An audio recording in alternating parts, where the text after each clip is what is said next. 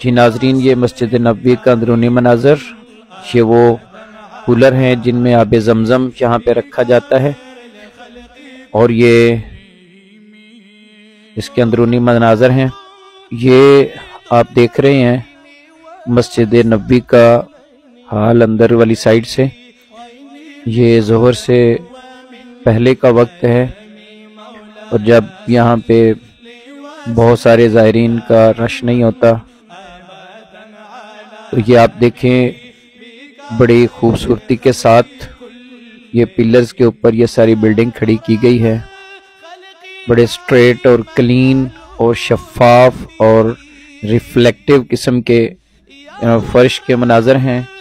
یہ چیئرز جو مخصوص کی گئی ہیں زائرین کے لیے، اور یہ وہ جگہ ہے جہاں پہ اے سی کا کولنگ کا نظام ہے، اور اتنی ٹھنڈک کہ آپ ان کے قریب پلرز کے قریب کھڑے نہیں ہو سکتے۔ اس کے ساتھ ہی جوتے رکھنے کے لیے ریکس بنائے گئے ہیں ہر پلر کے ساتھ، اور ان کے اوپر باقاعدہ نمبرنگ ہوئی ہے تاکہ آپ آسانی سے تلاش کر سکیں کہ کہاں پہ آپ نے اپنے جوتے رکھے تھے۔ کچھ لوگ یہاں پہ نوافل کی ادائیگی کر رہے ہیں، کچھ مختلف قسم کے موضوعات پہ ڈسکشن کا سلسلہ جاری ہے۔ یہ وہ راہداری ہے جہاں پہ پلاسٹک کا قالین بچھایا گیا ہے، اور یہ اوپر سے دیکھیں بڑے زبردست قسم کے ایک ہی سمیٹری کے ساتھ، ایک ہی ڈیزائن کے ساتھ یہ محراب تیار کیے گئے ہیں، تعمیر کیے گئے ہیں۔ اور یہ یاد رکھیے کہ یہ ساری کی ساری سعودی ایکسٹینشن ہے۔ یہ مزید ہم چلتے ہیں آگے، جو یہ دیکھیے قرآن پاک پڑھنے کے لیے ریل رکھی گئی ہیں کہ جو ہاتھ میں پکڑ کے قرآن پاک کو نہیں پڑھ سکتے، اور اس کے ساتھ ہی پلر کے چاروں طرف گرد میں قرآن پاک رکھے گئے ہیں۔ یہ آب زمزم کے کولرز ہیں، اور یہ وہ علاقہ ہے جو ترک دور میں مسجد نبوی کا صحن ہوا کرتا تھا۔ جب سعودی ایکسٹینشن ہوئی تو اس وقت اس کو ایسے ہی اوپن چھوڑ دیا گیا، اور چھتریوں کا نظام یہاں پہ قائم کر دیا گیا، اور یہ بالکل اوپن ہے۔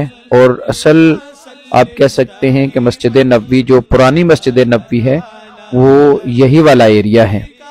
تو یہ سامنے گنبد خضرا یہاں سے نظر آتا ہے۔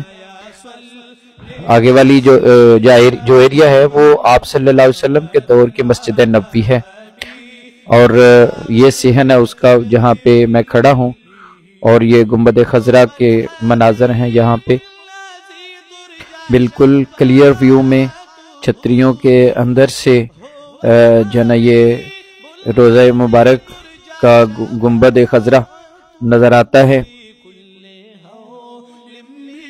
یہ مقدروں والے اور نصیبوں والے لوگوں کو یہ جگہیں اور یہ لمحات میسر ہوتے ہیں۔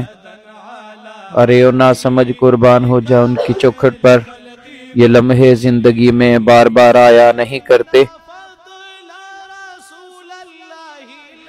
یہی وہ مسجد نبوی ہے، یہی وہ مسجد نبوی کا صحن ہے، اور یہ ترک دور کی ایکسٹینشن ہے۔ آپ لوگوں کا بہت شکریہ، جزاک اللہ۔